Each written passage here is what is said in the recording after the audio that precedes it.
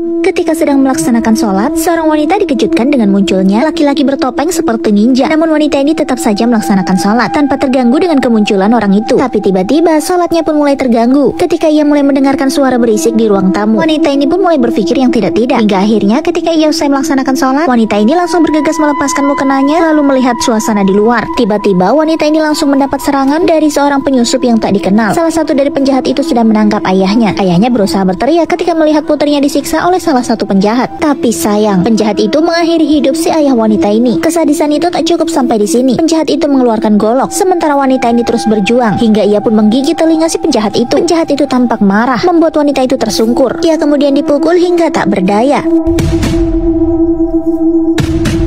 Di saat itulah ia menyaksikan bagaimana para penjahat itu mengangkat perlahan tubuh ayahnya, lalu kemudian memotong leher si ayah. Dan lebih kejamnya lagi, potongan kepala pria itu kemudian ditancapkan di pagar rumah setelah sebelumnya diketahui bahwa pria itu berprofesi sebagai seorang dukun. Semenjak ayahnya meninggal, wanita ini mulai merasakan hal yang aneh. Ia tak pernah lagi bisa khusyuk saat melaksanakan ibadah karena selalu ada saja hal-hal yang mengganggu konsentrasinya. Seperti yang ia alami kali ini saat wanita ini sedang sholat. Seperti biasa, ia melaksanakan sholat di sebuah musola. Mana musola itu sebelumnya adalah sebuah ruko milik ayahnya yang kemudian diwakafkan menjadi musola umum. Dan saat wanita ini melaksanakan sholat, tiba-tiba ia mendengar ada suara yang mengikutinya. Wanita cantik ini pun mulai tak fokus. Setiap gerakannya ia selalu mendengarkan ada suara lain yang mengikutinya, seperti ada orang yang ingin sholat berjamaah dengannya. Allahu Akbar. Suasana semakin mencekam ketika lampu musola itu mulai padam. Dan ternyata ada beberapa sosok makhluk mengerikan yang ikut sholat bersama dengan wanita ini. Makhluk itu sering disebut dengan jin kanzab, jin yang bertugas mengganggu sholat manusia.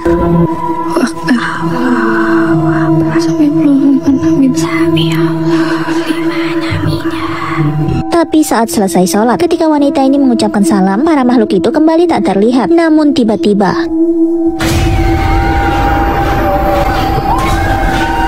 lanjut, ketika sedang sholat, ada yang menepuk pundak pria ini. Pria ini pun langsung mengeraskan suaranya, mengira ada seseorang yang datang untuk mengajaknya sholat berjamaah. Tapi ternyata pria ini sholat sendirian. Tidak ada seorang pun di belakangnya. Tak lama kemudian, sebuah tangan kembali menepuk pundaknya. Pria ini sudah mulai tak fokus dan merasa ada sesuatu yang aneh dengan tangan-tangan itu. Namun pria ini terus melanjutkan sholatnya, meskipun dalam hatinya ia merasa sangat ketakutan. Setelah memperhatikan suasana dan keadaan, pria itu menyadari jika di belakangnya tak ada orang. Lagi-lagi ada tangan yang kembali menepuk pundaknya. Bahkan tak hanya satu kali, namun berkali-kali. Allahu liman hamdah. Allahu Akbar. Lagi-lagi lampu musola itu mulai berkedip dan kemudian lampu padam. Dan di saat gelap itulah ternyata ada banyak sekali jamaah di belakang pria ini. Tak hanya laki-laki, ada juga jamaah perempuan. Meski begitu, pria ini tetap khusyuk menjalankan ibadah. Allahu Akbar. Allahu Akbar. Ketika pria ini hendak mengucapkan salam, para makhluk-makhluk itu masih berada di belakangnya. Namun bentuk makhluk itu tak seperti manusia biasa. Bentuk tangannya yang aneh, wajahnya juga aneh. Namun semuanya terlihat samar. Rahmatullah. Dan pria ini baru menyadari bahwa mereka semua bukanlah manusia. Lalu apakah musola itu angker? Seekor ular hijau dimasukkan ke dalam mulut seorang pria. Tak lama kemudian ular itu keluar dan membawa seekor ular lainnya. Ternyata ular itu diperintahkan oleh majikannya untuk mengeluarkan santet dari tubuh pria itu. Sebelumnya saat selesai melaksanakan sholat, wanita ini melihat sosok jin yang banyak di sekitarnya. Lalu ketika wanita ini hendak berlari, tiba-tiba saja ia langsung berpindah ke alam lain, di mana ia kembali diingatkan oleh sebuah kejadian saat ia masih kecil. Kala itu anak ini melihat apa yang dilakukan oleh ayahnya, yang ternyata adalah seorang dukun yang mengobati seorang pria yang sangat kaya raya, yang memiliki beberapa unit ruko, di mana akhirnya ruko-ruko itu menjadi milik ayah wanita ini setelah ia berhasil diobati. Sebagai bentuk upah atas kesembuhannya dalam mengobati para pasien, pria ini menggunakan bantuan dari beberapa makhluk halus. Salah satunya adalah keris pusaka yang bisa berubah menjadi ular hijau. Keris pusaka itu kemudian ia gunakan untuk melawan sihir yang dikirimkan oleh orang kepada pria ini. Kedua ular itu pun berkelahi. Lalu atas perintah sang dukun, ular hijau itu pun berhasil memusnahkan si ular kiriman. Lalu ketika anak ini hendak menyentuh si ular hijau itu, tiba-tiba sang ayah segera datang dan menangkap ular itu. Dengan seketika ular itu kemudian berubah menjadi sebuah keris pusaka. Usai melihat semua kejadian itu, anak ini pun kemudian berlari dan kembali ke dunia nyata lalu pergi meninggalkan musola itu. Ada kejadian aneh yang dialami oleh pria ini ketika ia sedang melaksanakan sholat di musola, di mana tubuhnya terasa sangat berat. Ternyata ada sosok makhluk kecil yang menempel di pundaknya. Tak jauh dari sana seorang wanita kemudian melihat makhluk itu. Wanita ini pun tak percaya dengan apa yang dilihatnya. Namun setelah ia melihat kembali ke arah pria itu, makhluk kecil yang ada di pundak pria itu tiba-tiba saja menghilang. Lalu wanita ini pun bersiap-siap untuk kembali melaksanakan sholat subuh di musola peninggalan ayahnya seperti biasa. Awalnya wanita ini masih baik-baik saja, tapi tiba-tiba sesuatu kembali mengganggu sholatnya. Wanita ini melihat sepasang kaki hitam yang sangat mengerikan berada di balik kain pembatas. Dari wujudnya, kaki makhluk itu sangat besar dan bisa dibayangkan sebesar apa makhluk di baliknya. Untuk menghalau rasa takutnya, wanita ini pun berusaha untuk memejamkan mata. Kemudian ia membuka kembali matanya untuk memastikan apakah makhluk itu masih ada. Dan ternyata makhluk itu masih berada di balik kain. Wanita ini pun memberanikan diri untuk melihat ke arah atas, yang ternyata tidak ada apa-apa di sana. Dan ketika ia melihat lagi ke bawah, sepasang kaki itu sudah menghilang. Wanita ini meyakinkan dirinya bahwa ia harus fokus untuk menjalankan sholat. Tapi saat ia membuka mata,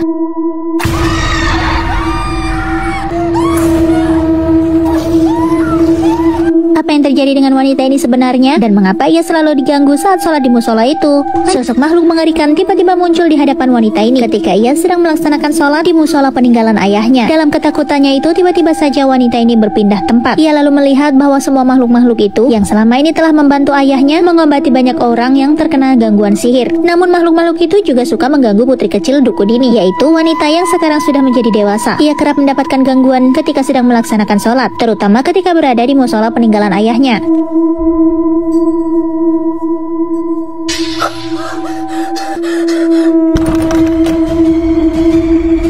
Sementara itu di ruko tempat ia tinggal bersama dengan ibu tirinya, orang-orang datang dengan marah-marah. Mereka semua menuduh wanita itu adalah keturunan dukun yang memiliki ilmu santet dan membahayakan para warga dan harus diusir untuk menghilangkan kesedihannya. Atas tuduhan yang diberikan oleh para warga, wanita ini kembali memasuki musola untuk melaksanakan sholat. Tapi lagi-lagi wanita ini mendapatkan gangguan, di mana ia kemudian melihat seorang wanita yang sedang tertidur di sebelahnya. Namun sangat mengerikan, di mana wanita itu sedang tertidur di pangkuan sesosok makhluk. Hal itu lagi-lagi membuat wanita ini ketakutan. Tapi saat wanita ini hendak berlari, ia malah masuk ke dunia lain yang berbeda dari biasanya. Di sana ia juga melihat banyak sekali makhluk itu. Hingga tak lama kemudian wanita ini pun tersadar dari pingsannya. Ia diselamatkan oleh seorang pria dan kakek angkat. Keesokan harinya wanita ini melihat ibunya diserang oleh seorang wanita yang merupakan pesaing dagang. Wanita itu menuduh ibu tirinya menggunakan penglaris dan tiba-tiba tanpa disadari, seekor ular hijau tiba-tiba muncul menyerang si wanita yang mengamuk ini. Hal itu membuat orang-orang semakin yakin bahwa keluarga itu menggunakan ilmu santet untuk menyakiti siapapun musuh mereka. Lagi ini adalah ritual sumpah pocong. Wanita ini sengaja melakukannya untuk membuktikan kepada orang-orang bahwa dirinya bukanlah seorang dukun santet. Tubuh wanita ini sudah mulai dibungkus dengan kain kafan. Begitu juga dengan bagian kakinya yang diikat seperti layaknya orang yang sudah meninggal. Kini saatnya wanita itu mengikuti semua yang dikatakan oleh pemimpin sumpah pocong itu terhadap Minah binti Tarjo. Kalau memang saya melakukannya, saya siap untuk mati mendadak saat ini juga. Lalu usai mengucapkan sumpah pocong itu, wanita ini tiba-tiba berpindah alam, seperti memasuki dunia lain yang asing baginya. Sementara itu anak tirinya, si wanita ini sedang melaksanakan sholat di musola. Seperti biasa, sosok makhluk-makhluk aneh itu mengikutinya. Namun kali ini ada yang berbeda. Wanita ini sama sekali tak terganggu dengan kehadiran para jin itu. Dan yang lebih mengejutkan lagi, ketika ia mengucapkan salam,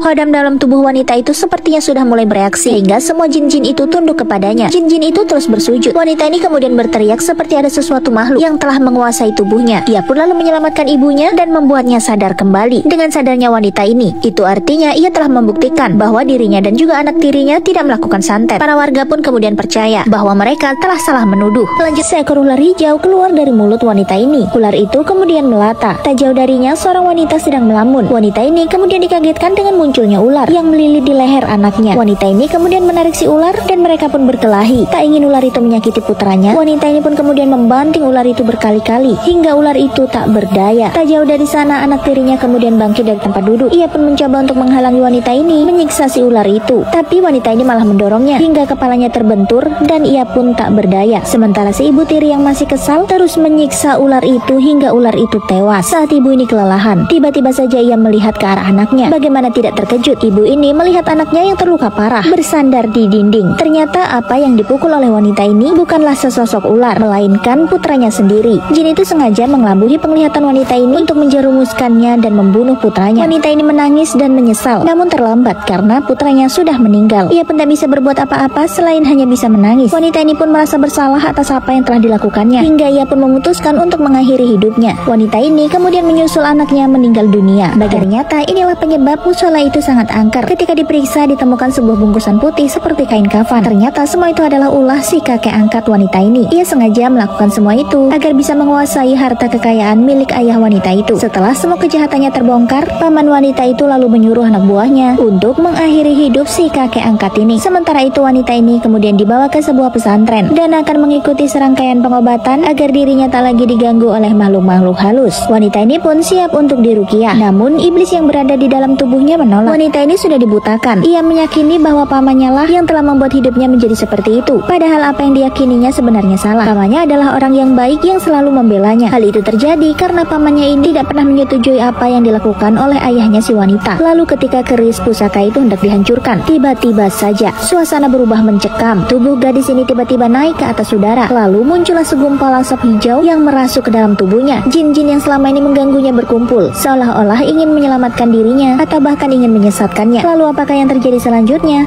Tubuh wanita ini tiba-tiba melayang ke udara, dikelilingi oleh para makhluk-makhluk halus. Tampak gumpalan asap berwarna hijau merasuk ke dalam tubuh wanita ini. Sepertinya para jin-jin itulah yang merasuki tubuhnya. Wanita ini pun tiba-tiba berubah seperti sesosok ular. Matanya menyala dan suaranya sangat mengerikan. Wanita ini terus saja menuduh pamannya yang telah membunuh ayah kandungnya. Di sisi lain seorang pria tiba-tiba saja mengalami kerasukan. Tanpa disadari pria itu berjalan mendekati sang paman, lalu tiba-tiba memukul dan menyiksanya hingga akhirnya sang paman pun meninggal dunia dengan penuh luka. Ibunya yang muncul berusaha untuk menyadarkan putranya, tapi ketika putranya ini tersadar, ia pun merasa sangat bersalah. Pria itu kemudian memutuskan untuk mengakhiri hidupnya sendiri. Kini tinggallah wanita itu bersama dengan istri pamannya. Ketika si ibu ini hendak dibunuh oleh wanita itu, ibu ini memberikan perlawanan dengan membacakan ayat-ayat Al-Quran. Seketika wanita ini merasa kesakitan, lalu iblis-iblis yang bersemayam di tubuhnya menghilang. Mereka berdua pun akhirnya selamat dari gangguan iblis peninggalan ayahnya yang menjadi seorang dukun. Keesokan harinya saat usai memakamkan jenazah orang-orang yang sudah meninggal dunia, mereka kemudian mencuci keris pusaka hijau itu di sungai, lalu memasukkannya ke dalam sebuah bambu yang kemudian dikuburkan. Hal itu bertujuan agar penghuni pusaka itu tidak lagi mengganggu manusia atau keturunan sang dukun itu. Film pun selesai, sampai jumpa lagi di film lainnya.